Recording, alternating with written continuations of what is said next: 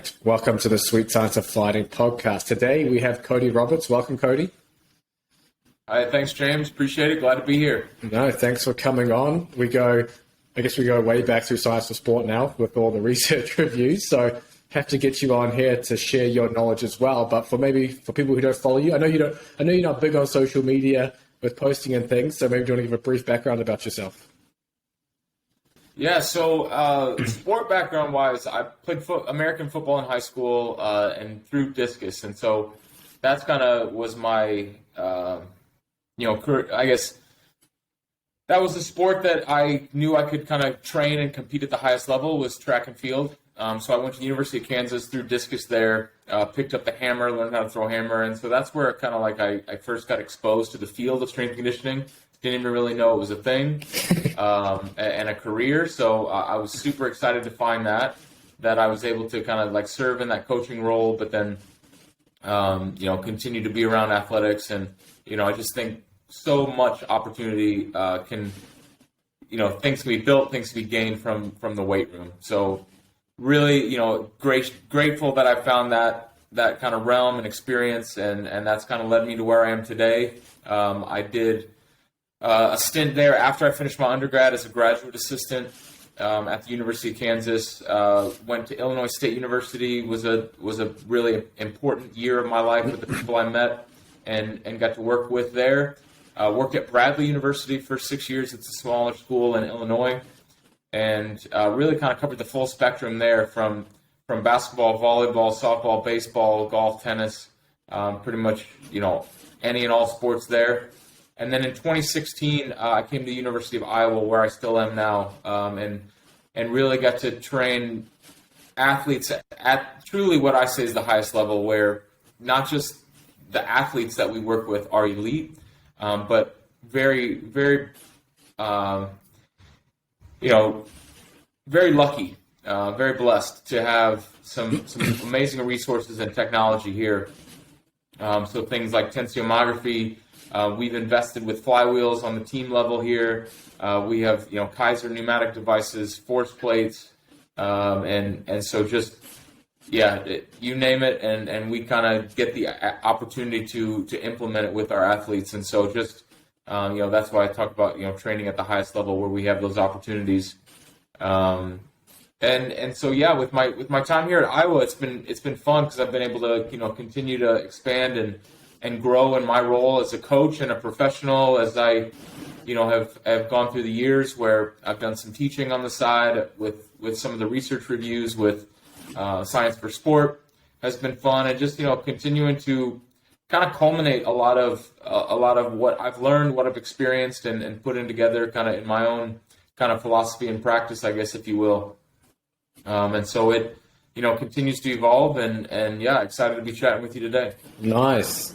Yeah. I mean, for anyone who's not an American and hasn't seen the college system set up here, as you mentioned, you have all the stuff at your disposal at the team level, whereas if you're from, I guess, anywhere through Europe typically, or even Oceania, and you're looking at a team, you're not going to have half that stuff to use or for the athletes to participate with. Often you might have Keisers, but you're not going to have like force plates with diagnostics like readily available. You're not going to have like things like flywheels where you're going to have enough where a whole team can train on them. You might just have like one device, So it's crazy, like the scale at the college level here. And I mean, as you mentioned, they might not be elite athletes, but man, some of these college guys, like they're essentially training like full-time damn athletes at the college level. Like the schedules they have are ridiculous. Yeah. Yeah, it's rapidly growing and changing, especially with the NLI stuff that's happening. Oh, yeah. COVID was a huge setback, I think, for all athletic departments, but I think everybody has continued to kind of rise and flourish from it. And it's kind of the Wild West right now with some of the NLI stuff and some of the money that's come back in and the revenue and things like, with us, especially being in the Big Ten and the Big Ten expanding in the next couple of years with UCLA, USC joining. It's pretty wild to see the drastic growth and the direction it's headed. Because the NLI stuff, I think I was heard on the radio, it was like some players are being paid like $100K a year, some college players or something like that. Is that right? Oh, at least, yeah. Yeah, we have a player here that is rumored to be making $1 million by the time she graduates. What? And rightfully so. I think they should. I mean, I think they haven't. They should be able to take pull a lot advantage of the eyes to the university, right? Right. Yeah. So what sport does she play then that she's making that much money? Women's basketball. Yeah, she's an incredible high-level women's basketball player. She's got a great future ahead of her, and it's a slippery slope because these kids, they're kids, and they're growing up really fast. But even then, there's I think LeBron James' son is got more deals than anybody, and he's still in high school, and it's just wild times where people have the opportunity to kind of serve in this influencer role, make money on the side, being a sponsor and things like that. And props to them. That's the deal. It's their name, image, and likeness. They should be able to kind of maximize that. And then obviously they have to kind of uphold their end of the bargain too, because I think they are running a business of themselves, but then also they have to kind of basically, they have basically a contract with their university as far as I want to be a student athlete. I'm going to go to school. I'm going to get my degree, those sorts of things. I'm going to be a member of the team and the program. So I think coaches have to navigate that too as well to just kind of keep that beast under control because it could easily get out of control. Yeah. Well, hopefully rugby and combat sports can join the NIL money there. I know, right? When it gets big enough. At the college level, and that's where it's some of the kids I work with, I work with directly with track and rowing, so not really revenue generating sports.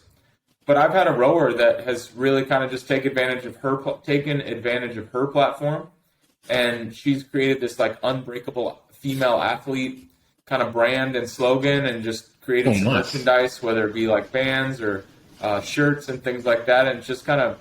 It's one of those words, and then I think kind of just the sharp kind of black and white of it, and I think it just kind of develops this mantra and mentality of the challenges and struggles that everybody goes through, but just at the end of the day, you're kind of unbreakable. So it's been cool with her and seeing her try to grow this business and basically just grow up really fast and take advantage of the platform she's on. Yeah, that's awesome. Well, I wanted to dive into some of the equipment you're using and kind of how you're using it. The first one is flywheels, which you already mentioned. And I believe this is probably one of the more slept on, pieces of equipment and training modalities within combat sports. I mean, within many sports, but combat sports specifically, I don't think I've seen or heard any kind of fighters using this piece of equipment. And I guess I've talked about flywheel training a bit to the Street Science of Fighting, people on the email list and stuff. I actually took a lot of the methods I actually took from your mini course on Science Support. That was really good. That ran through all the various ways of doing the eccentric actions on it. So maybe for the listeners, maybe explain what flywheel training is, and then why you use it in terms of maybe adaptation and things like that, and then we can dive down the rabbit hole and some different ways to use it. For sure. Yeah, so appreciate you checking out that course, and glad you were able to take some stuff away from it. But where it kind of came from is back in the 90s. It was an opportunity for astronauts to kind of train or do resistance training essentially in a zero gravity environment.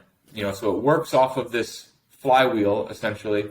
And you're not moving a load or mass-based resistance. You're actually just reacting to the inertia. So you're generating inertia in this wheel, and then you're kind of controlling the inertia that you built in the concentric action. So I perform a concentric action, whether it's a push or a rotation or standing up, some sort of extension pattern, and then I'm resisting that inertia on the way back down as that flywheel recoils. So the two biggest items that it offers is this opportunity for repetitive kind of uncontrolled quick returns, which I think mimics, especially from the running and sprinting side, but it's a different type of stimulus than what you would get from like a mass-based resistance or something where you are ultimately in control of the time to complete each rep, 1 to 2 to 3.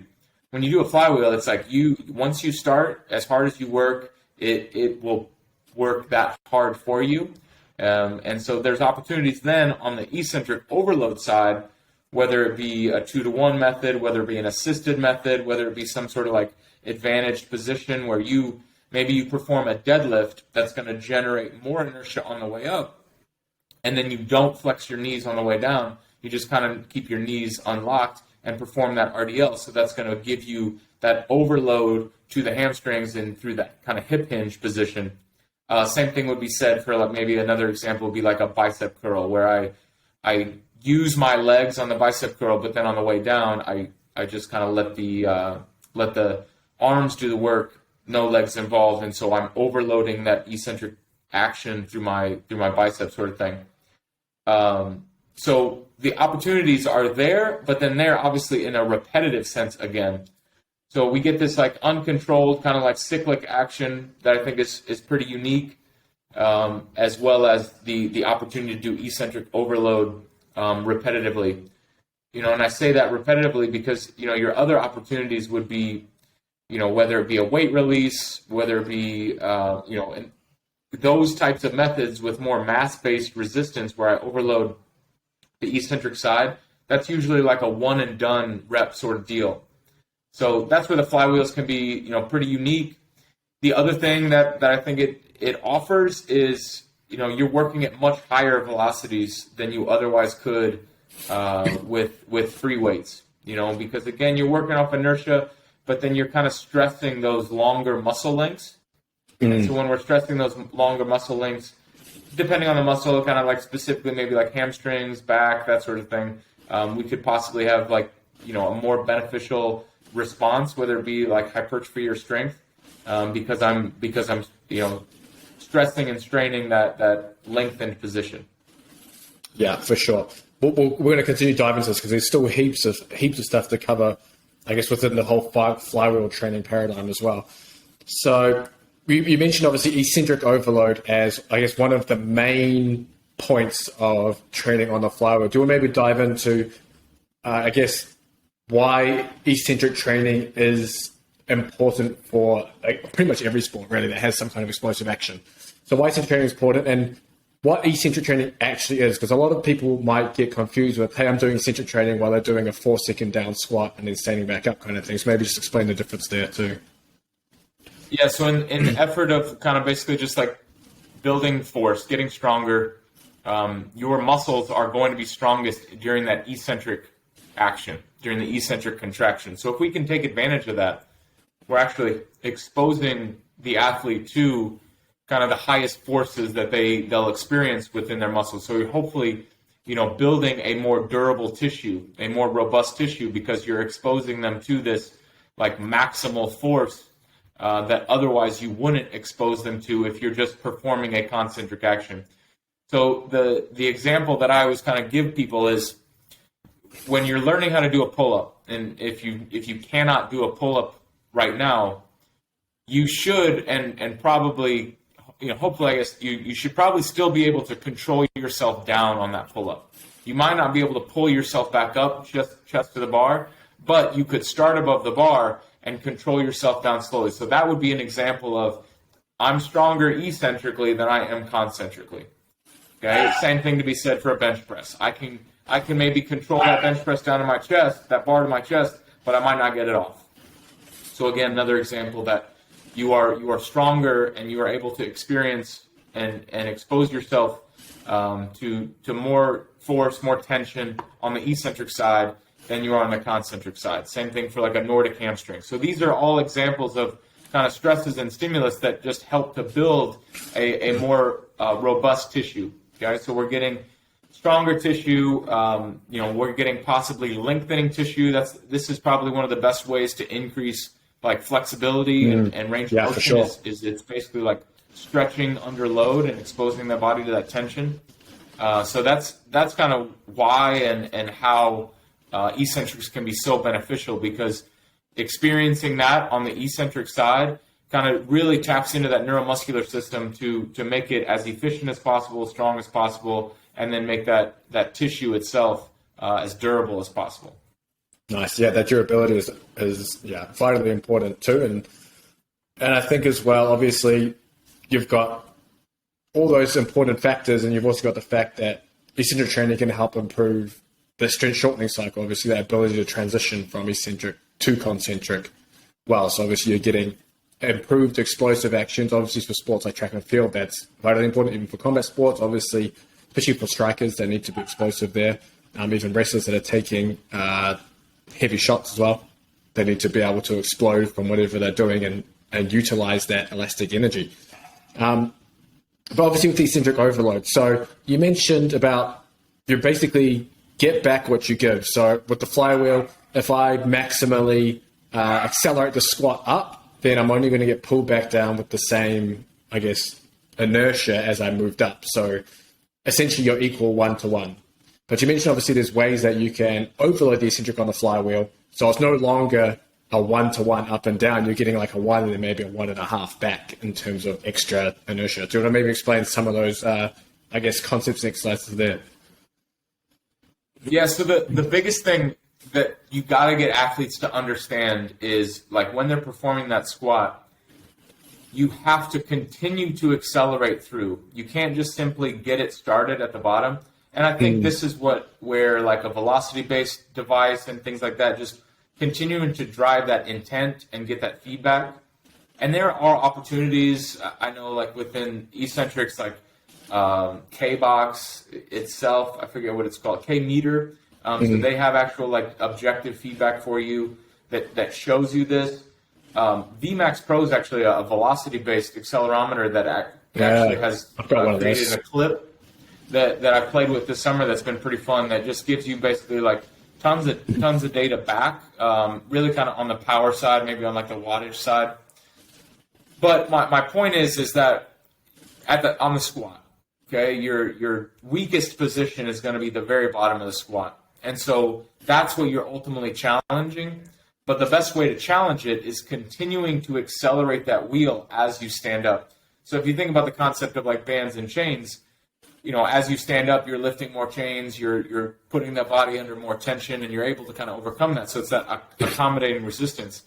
So if you continue to accelerate that wheel on the way up and maximize your efforts at the top, that's when you're going to generate the most inertia. So you have to continue to accelerate through that motion. And then, depending on how you react to the eccentric portion, that could potentially overstress that very bottom position if you accelerate there quickly. So if I stand all the way up and accelerate through and maximize that last little bit, okay, where I'm my absolute strongest in the top quarter of my squat, and that wheel is just humming around, and then if I drop down into my squat relatively quickly, that inertia is going to hit me at a weaker point than what I otherwise would have been able to create. So that's an important piece in and of itself, is just continuing to accelerate through. I'm not going to say that that's going to be day one with an athlete. I think more than ever, I've learned with like talking about like kind of the eccentric K-Box specifically, they have like 2 large wheels. I think it would be like 0.05 grams or something like that, but 2 large wheels. And that helps to slow the movement down. And so kind of doing anything slow first before we start to like add velocity too much can really help to just build force, build strength, and build an understanding for the movement. Because then think about it, that's a lot of plates and more inertia to overcome. So it allows more time for that to happen. Whereas if I'm just using like a small wheel or something less, I really have, a minimal amount of time to really generate that inertia before I, finish my action. Other ways to really kind of advantage that concentric action, if I held on to something and used that with assistance, if I had a coach or somebody else that had a handle that assisted on the way up, it's just what can I do to create as much inertia as possible on the way up, and then on the way down, I have to be able to kind of like take that myself through whatever it is, whether it's a lower body lift or a upper body type deal like we talked about. But that's really kind of like the big opportunities, is to just generate as much inertia on the way up, and however you do it, there's different methods and ways to go about it, but that's kind of the trick to it.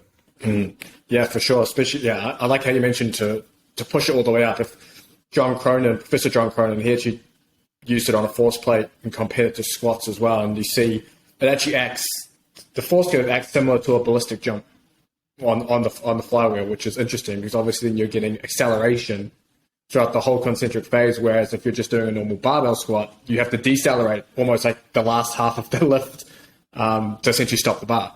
So that's another advantage you mentioned there. It's going all the way through. And I will also mention, in terms of flywheel equipment, if anyone's interested, if you check out Exafly as well, I'll put a link in the description to them. That's like a company that I've talked to quite a lot, and they even have a eccentric motor as well. So essentially, while you can do delayed braking actions and kind of what you're mentioning, there's also a way where you can set a motor where it will give you back 10% on the way down of whatever you produce concentrically. Yeah, so that's another way you can do this. It's actually really cool. So you can set it to 10 to even up to 80%, but 80% is like crazy, like you're going to kill yourself. So to like 10%, you push up maximally with the squat, and then it's going to return you the same inertia plus 10% back down.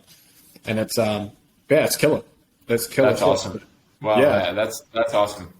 Yeah, and that's like, so it creates some challenges because it's honestly probably best in like a one-on-one situation.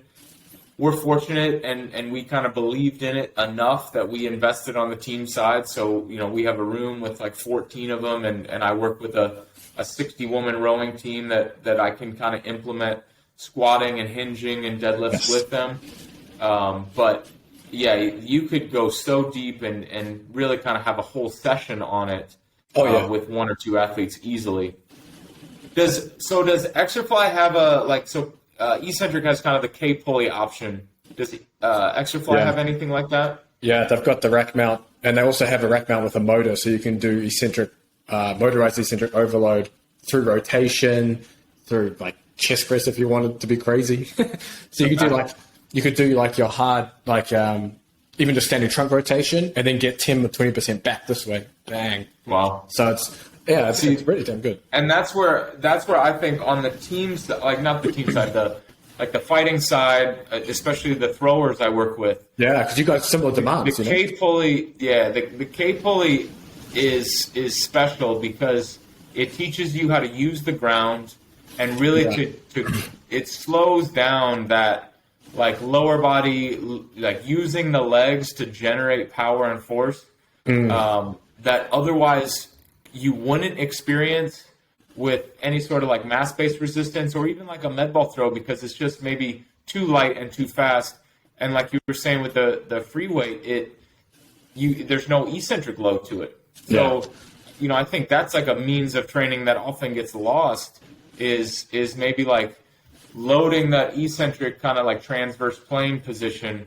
And so those are special things, but I think the biggest thing is just simply using the ground and pushing down, but even though you're moving, chopping, like that sort of deal, that I think kind of creates this like more holistic kind of like athletic movement. I'm never going to say that, this is like your go-to strength exercise, but I think they offer like some really special, like sport specific, task specific stresses that you can't really get anywhere else, whether it be throwing, swinging, anything like that. Yeah, for sure, man. Like that, obviously that eccentric portion, as you mentioned, of those rotations and being able to load heavy and like maybe a stretched rotated position or out here, wherever you're going. I mean, you can't really do that any other way, especially as you mentioned, using the legs as well to generate that force. You could do that heavy and have that come back, and having to resist 10 or 20% more force than you rotated with. Like think what kind of, I guess, stress and adaptation you're going to get from doing something like that, on the trunk and the muscles here to be able to rotate harder and faster and, things like that. Well, and two, it's the same thing as like the hinge. So if I talk about like trying to get my hamstring flexibility improved, doing some, flywheel RDLs potentially could create this like fascicle lengthening sort of deal. And you could, I mean, I don't know the research, this is more just like theoretical, but you could play with seeing if you can improve maybe that range of motion through the transverse plane, or even like with golf. I know you talk about like the X factor, which, kind of connects with any sort of like striking, throwing, hitting, where it's like how much separation can I get between my hips and my shoulders. Yeah. And you literally could possibly improve that by loading that eccentrically. Yeah, for sure. I mean, if people are, I guess, listening to this are unaware, like people will often be like static stretching to get more flexible. Only problem is static stretching doesn't result in structural changes to the muscle. You might have like neurological changes where your stretch tolerance and things might improve temporarily, but over the long term, you want to make structural changes, right? Because you don't want to have this potential passive flexibility that you can't control that range of motion. Obviously, with eccentric training, you're essentially lengthening the muscle fiber, so you have a structurally longer muscle. So you're not going to run into those same issues that you might have if you're doing static stretching. And obviously, as Cody mentioned, if you're doing, I guess, heavy or eccentric overload during rotations, as you mentioned, you might be able to get that more hip and upper body separation and be able to really generate a lot of whip on maybe you're like, for example, throwing kicks and things like that. You have a lot of whip with that leg training behind the hip and things like that. So, there's so many different applications you can use with the flywheel. But I guess from your experience of using it quite often, do you find there's a certain time of the year that you do or don't use it? Or are there modifications that you make depending on time of year? For example, if they're in season and they have a lot of maybe technical training, or they're off season and they don't have as much technical training? Yeah, so that's a great question. I think the biggest thing is appreciating the stress. And so I think bringing it on has to be navigated appropriately. So with that, I think introducing it in the off season, especially like I said, with the kind of more wheels, more inertia, just learning the movement patterns. And then I like the higher forces early on, and then progressing to maybe higher velocities as you get into more of a preseason, in-season sort of deal.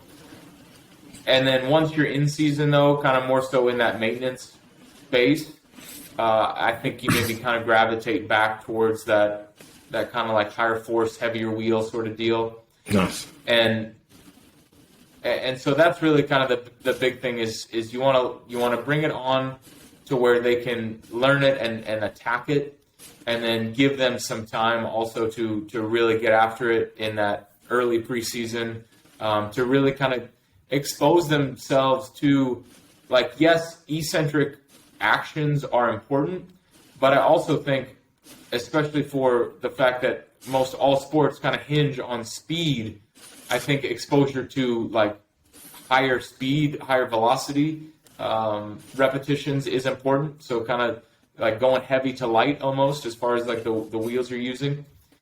And then in season, that's where flywheel training is kind of been revamped. I think from eccentrics concept, like they really kind of got into their space in the training space more so with like high school hockey players. And because it was like, when you come in the weight room, there could be some apprehension around like putting weights on the bar. Yeah. And so I don't have to worry about any sort of weight. Like you had said, it's like you get out of it what you put into it. And that's where it gets a little dicey, and the objective readings are helpful for the coach, because at some point, once you learn it, you need some feedback of as far as like what's good, what's fast, am I doing well, am I not? But the great thing about flywheels are that variable resistance. So as I fatigue, and so what the idea around the variable resistance is, you're ultimately doing more arguably effective reps, because however hard I push, that's how much it responds to me. Okay, and so over a set of maybe 8 to 12, even like higher rep sets, maybe if you go up to like 15 or 20, that probably is usually going to be too much. But I've done that many before, and I literally couldn't walk after. Right, and that's where like if I went into a set of 15, I'm gonna pace myself. Yeah. So I'm not gonna really reach my peak power. But if I do in that 6 to 10 range, most research is around that like 7 to 8 reps, where I'm gonna hit my peak maybe around that like 5th, 6th, 7th rep, and then it's gonna be drop off from there. But I can extend that set, and then the flywheel responds to me. Where as I weaken, as I maybe exhaust, I'm still able to extend that set and get something out of it. It's not like a I can get it or I can't sort of thing. So if you think about it from like a weight standpoint, when you start a set of maybe 6 to 8 reps of a squat, you might be able to do 400 pounds concentrically. But then as you fatigue, that might be 350, 300, 250, that sort of thing. And so literally that's not possible with weights. But with a flywheel, and especially just such a small footprint where it's maybe a 2 foot by 3 foot block, so much opportunity with that device to really be efficient with your training time, where you only need maybe like 2 sets of that. So that's why I think in season it's a get in and get out on those big rock exercises, and it provides that stimulus that isn't as stressful, both like mentally and physically, where I have to come in, I have to warm up, I have to build up to like whatever it's like 75, 80% for today, and like that just kind of can get hard and too heavy on the body, and kind of like psychologically draining for some that are a little beat up. So I think it has opportunity. It has a place all the time. Do I use it all the time? No, but I like I said, it just takes the right situation of an individual or group. Yeah, I like as you mentioned with the 400 pounds. I like to almost think of it as, or explain it as, because every rep is maximal. The only reps that are maximal if you're doing a 400, say you're doing an 8 RM squat with 400 pounds, is the last rep or maybe the last 2 reps. Because that's where you're going to fail. Those are the maximal reps. Whereas on the flywheel, you're essentially doing that last rep or 2 reps multiple times because it's always maximal. So then you're essentially getting this huge added stimulus of just like crazy force, power up, or whatever you're doing. And obviously, as mentioned, it's just responding to you. So technically, it's kind of safer as well in that regard, depending on what you're doing. Exactly. So it's like, it's almost like a win-win when you can do it. And as you mentioned, if guys are beat up and things, it's an easy way of doing it. Like there's so much application around not just power and force output, like for hypertrophy, just for getting massive.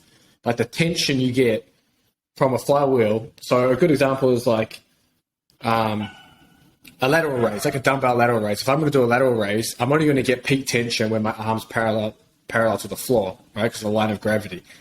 But when my arm's by my side, I get my side delts get nothing with the dumbbell. But with the flywheel, because of the way it pulls, you don't have these dead spots in the resistance. So your side delts have to work all the way up, and then they have to work all the way through the concentric bed down. So you're getting tension throughout the entire range of motion. So if you're looking to get pack on size, it's like another way of using it without having to lift weights, essentially. For sure. Yeah. Yeah, and that's where that makes me think again to the kind of the pulley system idea, where I think with the K box you can attack some like big multi-joint exercises, but then even on the pulley system, I think that taps into the concentric side so much better and more, where it just slows you down, forces you to use the ground, forces you to kind of sequence things more appropriately. Versus like for the lateral raise, for that instance, where it's like, oh, if I can just like kind of generate inertia or momentum with a dumbbell, I'm only doing work at the very little start, and then if I maybe control tempo and stop it at the top. But yeah, if you're pushing against that pulley the whole time, you're experiencing kind of like you said, more time under tension. Have you had? I know a lot of that stuff went around anecdotally, and I've experienced it myself. When you first do eccentric overload stuff with the flywheel, you don't get the same muscle soreness. I don't know if you've experienced the same thing with your athletes. Yeah, yes and no. I know anytime you bring it on, it's going to be something new, something different. Yeah. I think the biggest thing for me in the last year has been starting heavy wheels, kind of really keeps it slow and controlled. Yeah. And it doesn't make it too fast. Because when you experience that speed and you have to put the brakes on at the bottom, that's big time for sure. And so you would expect them to get sore from that for sure. Yeah. So I mean, if anyone's interested in obviously this flywheel stuff, I've actually written one on my other website, but I'll link it in the description. I'll link Exafly as well. You guys can check those out because the equipment's great. And yeah, so much application to combat sports. But I wanted to come over to the Keiser as well, because I think some athletes might have Keisers in their gyms, maybe. So maybe we cover kind of like what the Keiser is and what makes it different to like a cable machine, and then kind of its applications of what you're using it for. Yeah, so that's a space I've dove into this summer. So Keiser works off of pneumatics. So pneumatics are kind of basically what I would say is a level up from hydraulics, where the pneumatics is what they call is a pure resistance. Where if you've noticed, I've talked about kind of the free weights, especially on the speed and power side when you get lighter and faster. And so the pneumatics allow you to really kind of tap into that, where free weights really don't, because when I get 5 pounds is 5 pounds only when it's sitting still.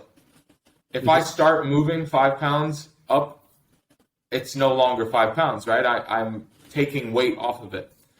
So when I'm doing Olympic lifts, they're great for rate of force development, but really not tapping into that like full power development piece like you can with pneumatics, because when I'm using a pneumatic device, I'm pushing against something continuously, and I know it's always that weight, and I'm not generating the inertia that I am with the flywheel or with a squat jump or a snatch or anything like that. The only effective or stimulatory piece of that snatch pattern is that final little push or that second pull right before it leaves my hip, where that's where I'm generating a lot of power. Everything else from that is just I'm creating momentum and inertia in that barbell itself. So the pneumatics work off of basically this as a tank. It's air that gets compressed into this basically chamber. And so that's what you're pushing against. The cool thing about the pneumatics is that it also loads on the eccentric side. Whereas if you've ever experienced hydraulics, a hydraulic, you would only experience tension or resistance on the concentric side. So the pneumatic actually allows you to, it kind of reloads the air essentially as you maybe like push it out. It reloads that air so you're resisting it on the way back in. But what research has kind of shown is that, like I said, you're losing out on the speed and kind of the power side of a lot of those lifts, because when you're doing those jumps or lifts or squats and things like that, and they're using that maybe like 15 to 45% of your 1RM, you're really only working that first like maybe like 3 to 5% of that lift, because once you get the bar moving, it's a different load and it's a lighter load, and so kind of similar to what I was talking about with the flywheel, where if you continue to push through it and accelerate through it, then like you said, it's going to mimic more of a jumping sort of action. So we get into this like limb speed sort of thing under a light resistance. We get into some power development. That's like truly power development, because just the way that the resistance is maximizing the activation of those patterns. And what's really cool about Keiser is they have different resistance curves based on the equipment. So a rack and a kind of a pulley system are always going to be a flat resistance curve just because of the variety of exercises you do. But two items that we have that are pretty popular is the Squat Pro and the leg press. Those are both ascending curves, and so similar to like again chains and bands, where they're accommodating resistance, where as you extend that motion or position, the force actually increases on it. So it's actually less at the deeper portion of it, and then it increases. In their other devices, like a pulling device, you think about how when you row, you actually get weaker as you bring your arms into you. Okay, and so those are actually going to be like a descending curve where it's going to be heaviest and hardest at full extension, and then as you come in, it kind of decreases. The other one is a leg extension, leg curl. You could even do like bicep curl, like any sort of like flexion extension at the elbow or knee. Those actually kind of have a more of like a complex curve where it starts light, peak force is in the middle, and then it decreases a little bit. So all of these kind of ideas as far as the resistance curve just really like tap into like maximal muscular activation. And so it just makes that set even more productive, even more stimulatory, hopefully more beneficial for that athlete that's doing it. And it just kind of goes back to that basic of, mechanical tension is a driver of hypertrophy and strength, and the athlete needs to get exposed to that in training. And so I think barbell devices are always going to have their time and place. And so I said that with the pneumatics, like the 15 to 45% is kind of that like lighter, faster. When you do that with a barbell, that gets more just like, in my mind, that's just more like a skill specific sort of thing. It's like too light and not really effective enough, and probably arguably just more time that isn't really beneficial for that athlete. I think they're going to become a better athlete, but I don't think from a stimulus standpoint, it's really exposing them to the stresses that they otherwise could experience with like a pneumatic device. So with a pneumatic device, if I'm training for power and I want to develop like power through my lower body, that's going to be probably an arguably like way more efficient way, because it's pretty simple. You put your shoulders in it, you sit down on it, whatever it may be, and you just go as hard and fast as you can. Again, we get into some of these like simultaneously like testing and training devices, and I think that's another opportunity with Keiser, where it gives you that objective rep by rep feedback of what's your power outputs. It has your loads, so if you keep load constant and power output changes, velocity is changing. And even some of the force velocity tests that you can do, whether it be like a 10 rep or a 6 rep test, you can really kind of optimize and show like, did I get faster? Did I get stronger? Did I get more powerful? A favorite one of mine right now is kind of the 10 rep velocity and force relationship, where you basically work like these uber light loads and kind of slowly progressively work up to kind of a maximal load, and it shows you basically what you could potentially do with max velocity with no force associated or no resistance. So it's kind of just measuring like how fast you could move your limbs, and then all the way to a predicted kind of like force max at zero velocity. And so you can kind of like play with that slope. Some really cool things that you can do, like unilateral wise, looking at right and left leg. So that's a space that I think, I think it had a space before, but I think it has only improved with their technology that they've used. And that's a growing area as well. Yeah, it's interesting. Like, it's interesting how you mentioned it. Essentially, they designed it obviously to improve the strength curve of the exercise. Obviously, as you mentioned, like for example, the squat. As you stand up with the barbell, it gets easier because you're more in more advantageous positions. But obviously, with the Keiser, it basically keeps the resistance the same throughout. Doesn't matter where you are, advantage or disadvantage. I'm wondering why. I guess it's probably an equipment reason, but I'm wondering why it's not so like. Just by what you're saying there, getting more tension, you're probably stimulating more muscle growth using these things. Like, I'm wondering why it hasn't made its way into general fitness, where people could use this stuff in a gym and just get absolutely jacked. Right.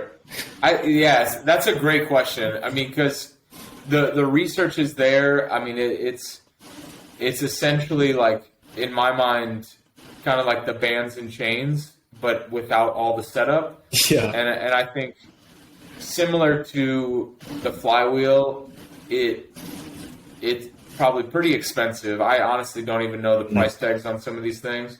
Yeah. And I think that's where they've improved in my time in the field is early on you had to have this like massive air compressor, and now it's pretty compact where it, it's maybe a little bigger than a shoebox, and it sits there and it can power maybe 8 devices. Before you had to have like a massive kind of almost closet for this additional closet and tubes, additional compressor. Hook it all up.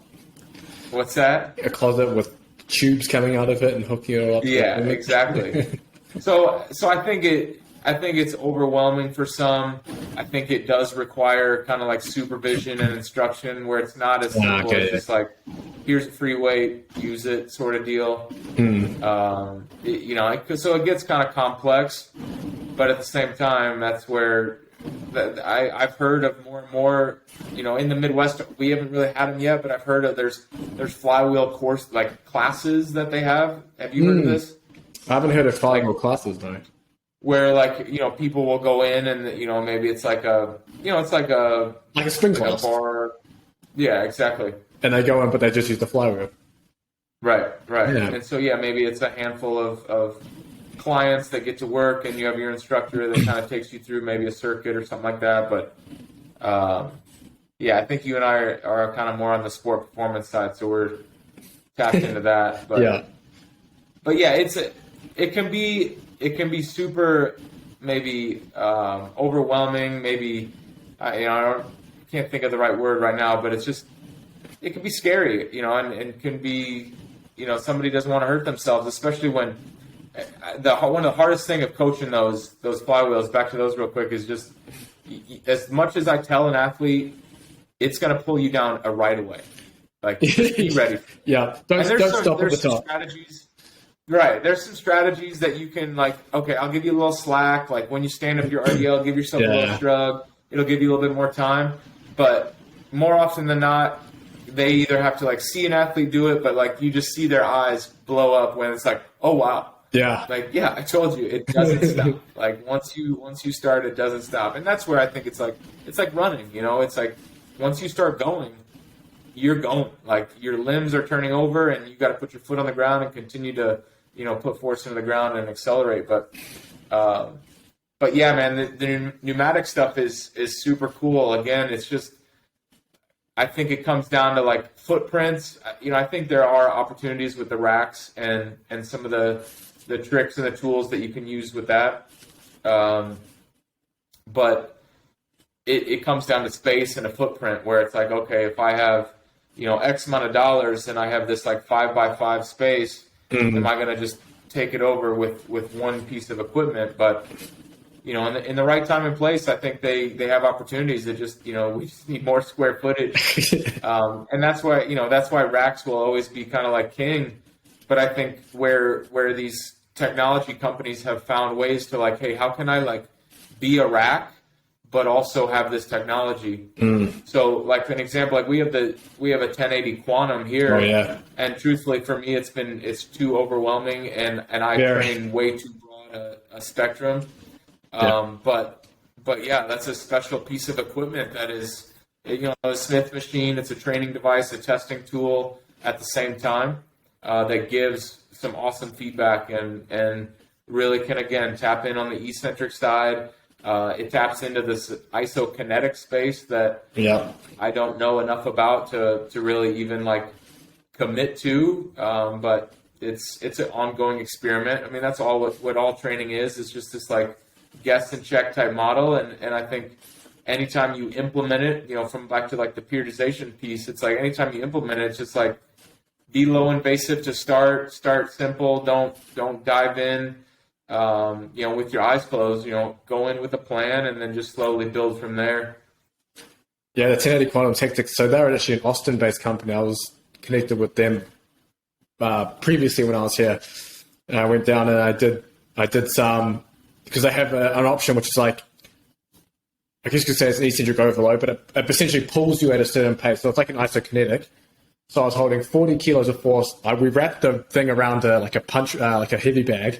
I had the heavy bag like bear hugged, and I was in like a rotation, and then I had it pull me 40 kilos, and I was resisting this way like this, stuff like that. But man, Wow.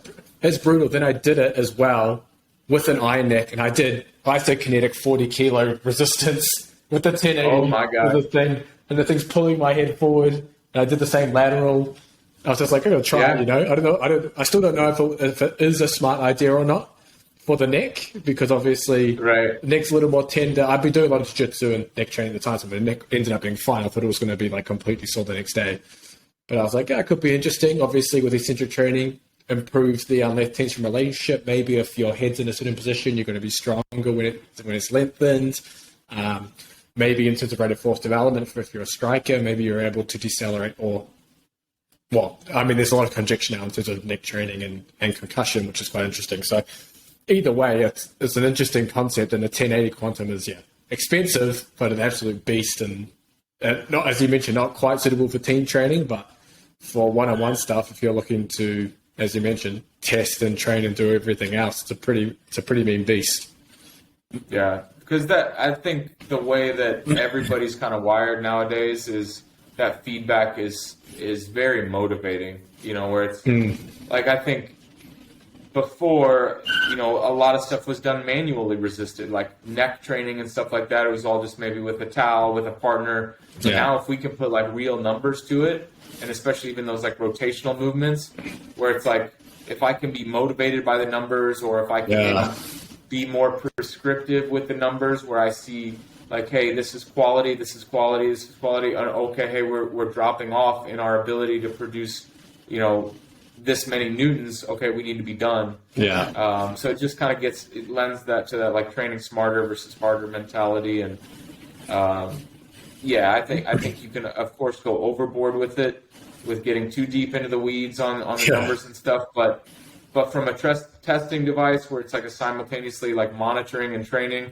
if you find out what matters and you're able to just like, hey, let's focus in on that. I mean, that goes back to kind of some of the Bondarchuk methods, where it's just like, pick my one exercise, two exercises to focus on, and then just track my progress and just like keep it the same and keep it simple. And if something's improving, then it's improving. Like, that's where I love the Keiser stuff, where if your power went up, you got more powerful, period. And some of those machines that we've maybe gravitated away from in the last decade, we're coming back to, because they keep everything consistent. I can get an athlete in on that. I can measure their knee angle, and I know, like, I'm comparing apples to apples in this test, where squats, deadlifts, stuff like that, when you're testing those, I think all of us have maybe gravitated away from like testing those, because it's dicey. Like, it just gets, you know, you're putting the athlete, like, what's the, like, if I test a thrower in his squat, like if he squats 500, if he squats 550, what's it matter? Like, let's put him in a safe position to do that. And so I think maybe even that's where like isometrics come into play. I've done that with a lot of rowers. It's just basically putting them in that sport specific position, kind of like in a half slide rowing position, which is essentially a deadlift. And then how much force can they produce in that position isometrically? And like you said, with the bear hug position or any sort of like, this position's important, you know, a key performance position for my sport. Let's measure strength there. I like that. I mean, as you mentioned with the squat, like, the squat is a skill itself as well, and then it's also not a true, I guess, measurement of force, because obviously it is a skill in itself. So you're doing 500 pounds or whatever on the squat, but the actual force output of the movement is you can probably do much more if you're not having to coordinate all the segments as well. But you also mentioned on periodization. So obviously, if anyone's interested in periodization, Bondarchuk, I had Martin Bingisser on, I think about 10 episodes ago. He trained under Bondarchuk as a hammer thrower, and he runs through all his methods there and stuff that he's learned. But is there a periodization model that you subscribe to for your athletes, or anything, I guess, related to periodization that, and I guess planning or programming, that you've found, I guess, important to the way you do things? Probably the first thing that comes to mind is like vertical integration, where just kind of all qualities are, threads of qualities are always around. Yeah. There's going to be maybe a dominant quality here and there, like that kind of weaves in and out depending on the time of the year. But that's probably the biggest thing for me is the vertical integration kind of like concept. And then, yeah, I mean, that's really the only thing that comes to mind. I think, like you said, there's threads of everything that comes in and out. Yeah, I think people get stuck on kind of blocking everything, right? People get stuck on, I'm just doing hypertrophy X, I'm just going to get big. And then after I do that, I'm going to just do strength. Then get really strong because I got new muscle. And then after that, I'm going to take all that strength and just do power and then become a speed and power beast. But obviously, once you've done power at week 16, 20, 24, that's 4 to 6 months away from when you did, whatever it was previously as well.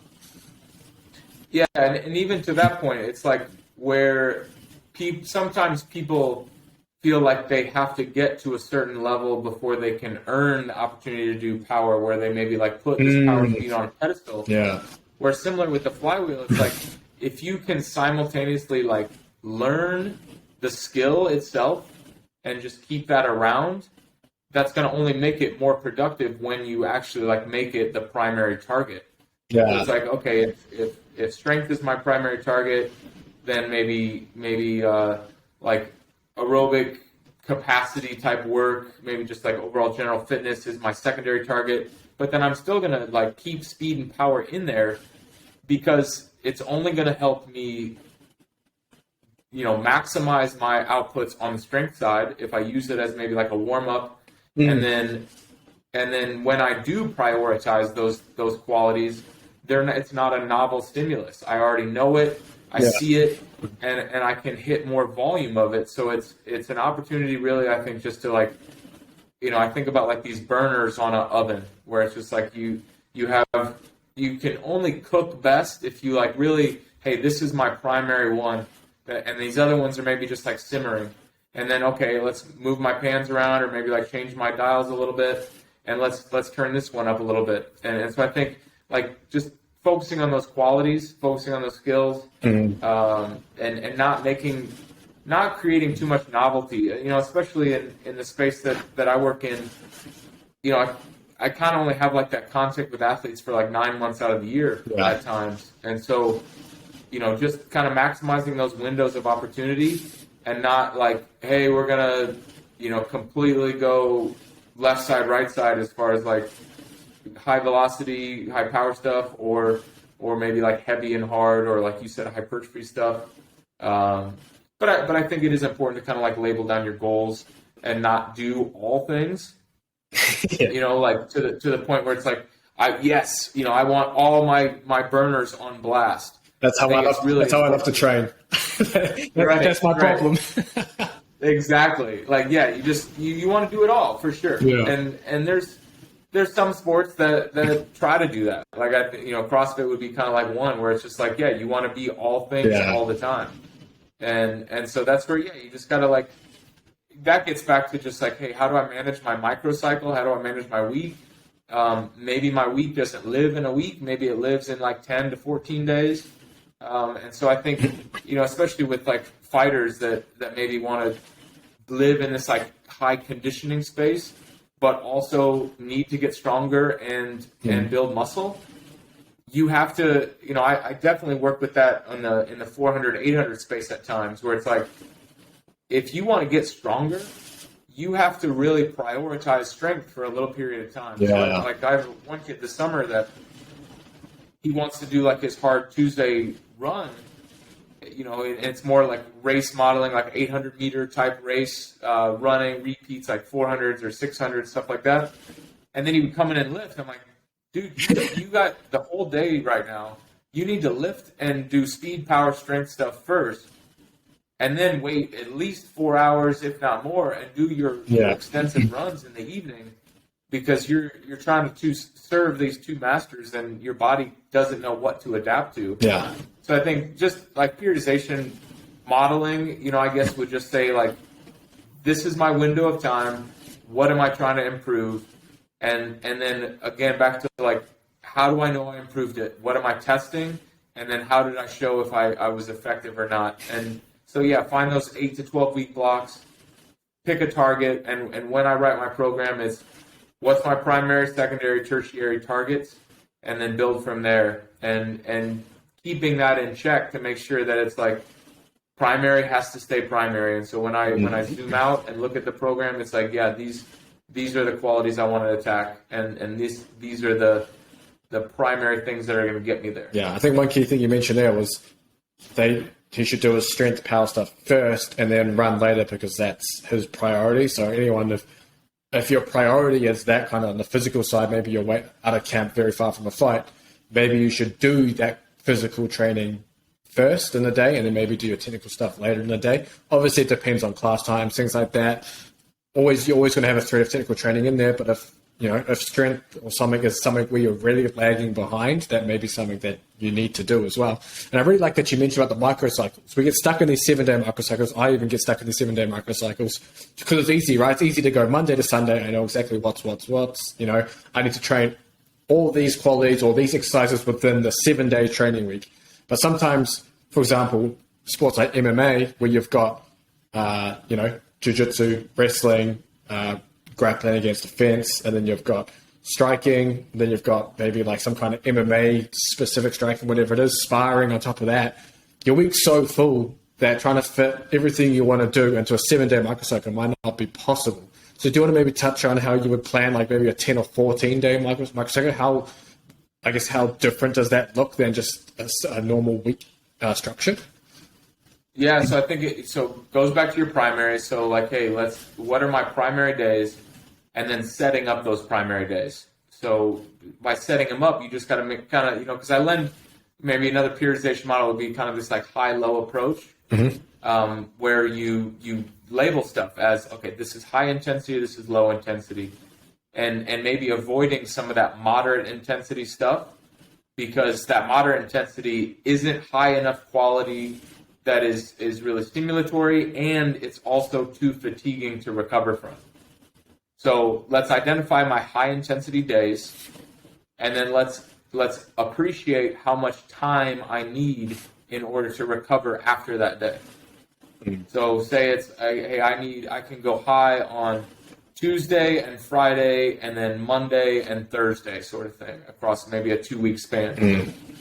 And then, okay, let's pick my off days, and okay, hey, I know and this is where you just get to real life, where it's like, okay, I know I have a busy day Sunday, or I know I have so that works out well to have Sunday be an off day, and then I come in and do a high intensity day Monday, or, and so arranging it kind of based on your schedule too, and not trying to make your schedule fit your training plan. So appreciate reality. And then like when you do low intensive sessions, like, yeah, they can still be long, but like, let's just maybe allow yourself a bit longer rest, or don't make it so aggressive that you can't recover from. Because a low intensity session, you should be able to recover from within 24 to 48 hours. And so, just maybe appreciating just what is high intensity, what is low intensity. We can look at maybe different lifts, we can look at different maybe tasks and activities. And if we double up, and if we go 2 high days, we have to appreciate kind of the recovery we need on the back end. Yeah. So it might be like 2 high days and then like 3 low days and maybe an off day spread in there as well. Yeah. So just kind of identify those high intensity days and then appreciate low intensity days. A lot of stuff can still happen, but we just need to maybe watch the velocities. We need to watch like the neuromuscular intensity of what we're kind of asking of the body. And obviously we need to look at like tissue recovery. That's probably, kind of a basic thing where it's just like, what are you benefiting from training a muscle that's stored? That sort of deal. But then, yeah, there's all kinds of monitoring techniques, whether it be like HRV, I've dipped into the Omega Web DC potential stuff, I think has a lot of value. But even with force plates, we see the same thing where like RSI, your reactive strength index, when we see that change or we see eccentric duration change, we can maybe start to hint that fatigue is present, and just like the brain isn't that sharp. Yeah, nice. And so I think, yeah, that just gets back to the bedrock of like, if your brain's not online to train, and you're asking it to do sprint, like kind of rate of force development stuff, like higher velocity activities, it's not going to be able to adapt. Yeah. Strength, hypertrophy, that honestly a lot of times can be considered like low intensity activity, and that's why like bodybuilders can train 6 to 7 days a week, is because they're arguably not like really taxing, and obviously it depends on how they train. Yeah. But at the same time, like if you're training just like kind of body part splits, like that's seemingly pretty low intensive from a neuromuscular standpoint. Yeah, like typical push-pull legs, that's 6 days a week. Yeah. And then you're getting rest between 2 days rest between the push days, pull days, leg days, and stuff like that. So obviously, yeah, you can do that with pretty much no problems when you train like an hour a day and just like one group of muscles. But obviously, as athletes, it's a different beast. Yeah, when you get into athletics, you got skill, tactics, techniques, and that sort of deal that really dominates the sport. All of the stuff that we live and breathe. We continue to obviously bias from a performance standpoint, but the best athlete is the athlete that's going to be technically and tactically sound. So those have to have a lot of time and effort, and yeah, especially by fighters, like that stuff's not won or lost in the weight room as much as it is kind of like within those different disciplines you talked about. Yeah, for sure. If anyone wants to read more on the high-low stuff, I know I've talked about this quite a bit on the podcast. You can just search like how to schedule your MMA training, and I've got a whole bunch of other articles that kind of cover that high-low model as well. But we've gone over an hour here, and I really appreciate your time, Cody. So do you want to maybe let anyone know where and how they can follow what you're doing? And and I guess anything else that you felt like we missed on the podcast? Yeah, so I have continued to try to be more engaged on the Instagram side. I just haven't yet. But if you want to engage with me there, that would be the place. I honestly don't even. I think Coach _Roberts is my handle there. I literally don't have any posts, but yeah, I'll share some stuff that I'm involved with on the Science for Sports side. I help out with this golf training consulting group, Next Gear Golf, and occasionally in season I'll obviously kind of share what's happening with Iowa track and field, with Iowa rowing, and all things that are going on here. So that'd be probably the best place to engage with me if that's interested to you. But outside of that, I mean, I just greatly appreciate you bringing me on. I think what's great about us and the group that we're connected through is, just the evidence-based space, and just the research has been awesome, man. It's been fun to continue to see what continues to come out every month, as we kind of sit here and wait for the next month's kind of reviews to come up.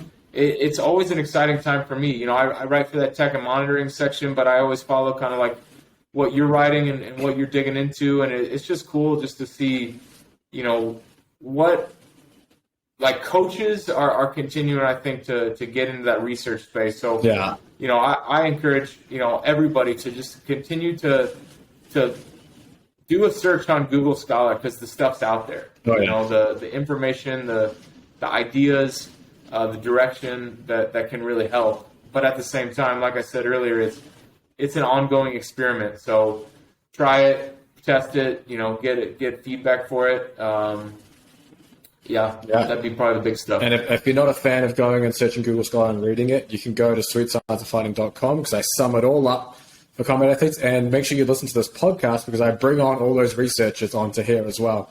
To chat about all their combat sports research, and guys like Cody as well, who aren't even in the combat sports space, but obviously have a lot to offer, because the principles of training for sport, as I've mentioned on this podcast before, transcend the sport. It doesn't matter what sport it is, the principles remain the same. As Cody mentioned regarding various high-low periodization structures, Bondarchuk, flywheels, Keiser, all that stuff, and he's using it for rowers, throwers, track and field guys. Obviously, all that stuff also translates over to combat athletes. So plenty to learn from everyone. Keep listening, because I've got more research stuff coming on as well.